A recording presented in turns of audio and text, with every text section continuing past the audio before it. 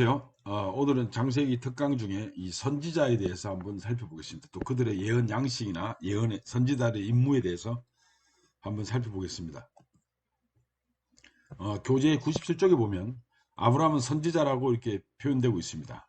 이 선지자란 말은 대변자 등 뜻을 갖고 있는 이 나비, 나비라고 하는데요. 이 나비의 어원을 두고 있습니다. 이거는 크게 이제 그 세 가지로 추정되고 있는데 대부분의 학자들은 여기에 이제 동의하는 편입니다. 이 세 가지가 참고가 되는데 아라비아의 나바의 그 발표하다 에서 기원된 대변자라는 의미가 있다. 시브리어 나바의 부글부글 끓다 막 말을 못해가지고 막 쏟아내는 그런 의미에서 이제 나바라는 말에서 기원되지 않았겠냐. 아카디아에서 이제 나부라는 말, 부르다 하는 말이 있는데 여기서 비롯된 소명받는 사람, 뭐이지 않겠냐. 오늘날 우리가 나비라고 할 때, 선지자라고 할 때, 대변자, 하나님의 대변자죠. 하나님의 말을 이제 하는 사람들, 그 다음에 하나님부터 소명받은 사람들, 충분히 세 가지가 다 유의미하다고 생각합니다. 선지자의 임무가 뭘까? 선지자들은 하나님 말씀을 선포하는 자로서 미래에 대하여 예언하는 사람입니다. 그 청중은 당대 선지자 하나님의 메시지를 전달하도록 이 부름받은 하나님의 대변인인 셈입니다. 주목해야 될 것은 하나님의 이제 말씀을 선지자가 예언을 합니다. 근데 예언은 항상 이 미래적인 것이지만 여기에 청중은 뭐냐면 항상 지금 현재에 있는 사람들입니다. 그래서 이 선지자의 그 핵심적인 것은 미래를 이야기하면서 예언을 하면서 미래를 이야기하면서 현재 청중들에게 어떻게 할 것인지를 결단을 촉구하는 것입니다. 그래서 예언이라는 것은 미래를 도구로 써서 현재의 결단을 촉구하는 그런 내용입니다. 그래서 이 선지자는 당시 사회의 악과 범죄, 자기만족, 고집, 혼합주의를 정지하면서 선지자들의 이 선포 목적은 하나님에 대한 불순종과 악을 지적함으로써 백성들의 회개를 유도하는 겁니다. 지금 듣고 있는 청중인 이 백성들에게 회개를 촉구하는 거죠. 그래서 궁극적으로는 하나님과 인간의 화해를 시키고자 하는 것입니다. 그래서 선지자는 미래의 멸망을 예언하지만 한편으로는 동정심을 가진 자기도 합니다. 이거는 이제 뭐 대선지서든 소선지서든 이 선지자들의 이 글을 잘 읽어보시면 이런 그 패턴이 있습니다. 선지자는 미래 멸망을 예언한다고 하지만 이제 동정심을 가진 이유가 뭐냐면 선지자는 이제 재앙을 선언합니다. 보통 미래의 재앙을 선언합니다. 어떻게 할 것이냐? 하나님을 불순종해서 하나님께 불순종해서 재앙을 받을 것이냐, 벌을 받을 것이냐를 이제 묻고 그러면 이거를 피하기 위해서는 회개하라고 이제 권유합니다. 누구? 지금 현재 듣고 있는 청중들에게. 그래서 모든 선지자들의 메시지는 멸망의 메시지입니다. 이거로 시작해서요. 마지막은 거의 희망의 메시지로 끝납니다. 어떻게 하냐면 너희가 하나님을 이러기를 했기 때문에 이러이러한 벌을 받게 될 것이다. 될 것이다. 그러나 너희들이 하나님 앞에 순종해서 돌아오면 그것을 면할 것이다. 이렇게 이제 이야기를 하고 있죠. 그래서 이제 선지자는 앞으로 있을 일을 예언하지 않는 것은 아니지만 선지자의 중심 사명은 하나님 말씀 지금 여기서 밝히는 겁니다. 그러니까 선지자들이 미래를 열어보는 것은 현재 무엇이 이루어 있는가를 드러내기 위해서입니다. 그럼에도 불구하고 아브라함은 이런 점에서 이제 선지자라고 보기에는 무리가 있죠.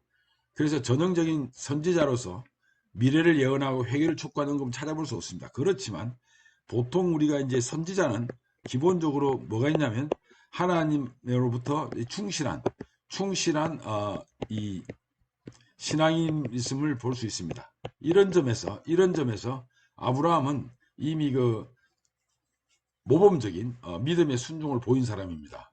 그래서 이제 선지자라서 갖춰야 할 최고의 신앙적 덕목을 갖췄기 때문에 여기서 이제 선지자란 말로 하지 않았겠냐 이렇게 추정이 됩니다. 구약 성경에서 선지자 호칭은요 한 네 가지로 요약할 수 있습니다. 선지자, 선견자, 하나님의 사람, 선지자의 아들들. 하나 보면 이제 보통 이제 선지자는 나비라고 아까 말씀드린 나비 또는 대언자 이렇게 이제 나비가 표현되고 있고 어떤 때는 예언하는 자 가리키기도 하고 느비아라고 여성 선지자를 가리킬 경우에 이제 느비아라고 하고요. 나타프라는 말도 있습니다. 선지자들은 일반적으로 앞일을 미리 말하는 사람을 뜻하며 하나님의 말씀을 전달받은 사람입니다. 그래서 아까도 뭐 세 가지 이야기했지만 기본적으로 선지자는 하나님으로부터 계시를 받아서 그분의 뜻과 섭리를 전하는 대언자인 셈입니다. 선지자 임무는 크게 두 가지로 나눕니다. 하나는 그 하나님 말씀을 받아 백성에 전하는 일이고, 그 다음에 미래에 이루어질 일에 대하여 예언하는 것입니다. 그래서 아브라함이 이제 선지자라고 한 것은 최초의 선지자로 이제 아브라함이 불렸고, 모세도 탁월한 선지자로 불렸습니다. 그런데 선지자의 직분은 사실상 엄격히 따지면 사무엘부터 시작한 것으로 보입니다. 선지자의 언어에 대해서는 앞에서 말씀드린 대로 정확하게 규명할 수는 없지만 결론적으로 추정하면 부름을 받아서 하나님 역사와 목적을 알리는 전달자로 이해하면 되시겠습니다. 성견자란 말이 있죠. 또 성견자는 히브리어로 호제나 로에라고 합니다. 뭐 이게 얘가 맞을지 모르겠지만 우리나라도 지방에 따라서 뭐 다슬기를 올갱이라고도 하고 대살이라고도 하고 소라다 뭐 소라다 달팽이 뭐 고동 고디 올뱅이 이렇게 하듯이요. 이 성견자란 말도 이렇게 이제 지역마다 달랐습니다. 그 남유다 쪽에는 호제라고 말을 했고요. 그 다음에 이 북이스라엘 쪽에는 에브라임 전성이라고 하는데 로에라고 이야기를 하고 있습니다. 근데 이제 독특한 거는 보통 이제 우리가 성경을 읽으면 메인 그 스트림 그 주류는 이 남유다 쪽이 많은데 이 북쪽에 이 에이브라임 전성에서 보면 여기에 이제 성견자에 대해서 아주 자세하게 풀이를 할 수 있게 되어 있습니다. 어떤 거냐면 하나님 뜻을 백성에게 전파하고 가르치며 왕에게 하나님 말씀을 직언하고 지도자를 세워 기름을 부으고 왕의 행적을 족보에 기록한 일을 했다고 이렇게 이제 성경에 나와 있습니다. 그런데 이제 선견자와 선지자의 차이점 보면 선지자는 선견자보다 후대에 나온 단어가 아니겠냐고 나옵니다. 왜냐하면 사무엘상 9장 9절에 보면 옛적 이스라엘 사람이 하나님께 가서 물으려 하며 말하기를 선견자에게로 가자 하였으니 지금의 선지자라 이렇게 이제 이야기하고 있습니다. 그러니까 선견자가 원래 선지자보다 좀 더 오래된 그런 그 용어였던 것 같습니다.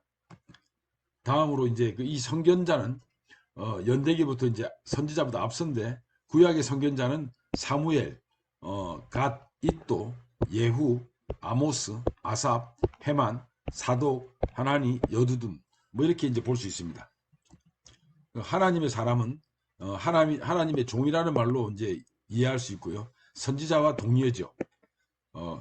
왜냐하면 하나님의 사람과 선지자라는 두 호칭이 한 사람에게 붙어지는 경우도 있기 때문입니다. 그 다음에 이제 선지자의 아들들이라는 표현이 있는데요.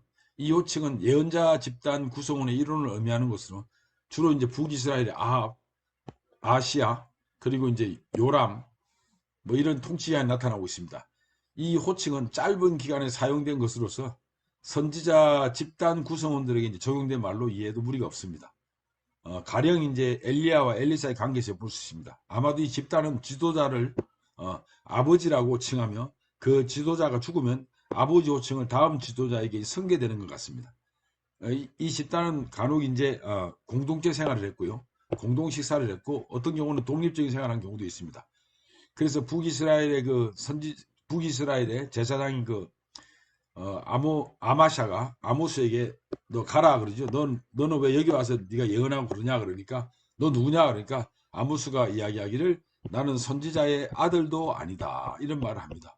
여기서 아들도 아니라는 것은 지금의 말로 하면 뭐 신학교나 이런 데서 공부한 어떤 그룹의 어떤 집단 속에 있는 그런 그 사람이 아니다 하는 이야기를 합니다. 이 선지자의 아들들이란 말이 바로 그런 이제 의미로 이해할 수 있습니다. 근데 이 선지자의 이제 예언 양식을 살펴보면요. 크게 두 가지를 양식을 띠고 있습니다. 하나는 뭐냐면 미래에 대한 선포로 이제 약속 또는 위협입니다. 하나님께 순종할 경우에 너네들이 복을 받을 것이고 만약에 너네가 불순종하면 크게 이제 벌을 받을 거다. 재앙이 임할 거다. 이런 의미로 항상 약속과 위협이 두 개가 다 나타납니다. 그러면서 이 두 개에 대해서 설명을 하고 있죠. 예언 양식이 항상 그렇습니다. 그래서 그 예언이 약속으로 다가올지 위협으로 임할지에 대해서는 이 갈림길은 회개 여부입니다. 회개 여부입니다. 이런 점에서 이제 예언에는 신명기적 사상이 깊이 있다고 할 수 있습니다. 신명기적 사상이 뭐냐면요. 신명기의 사상은 핵심은 하나님께 순종할 경우에는 복을 받는다.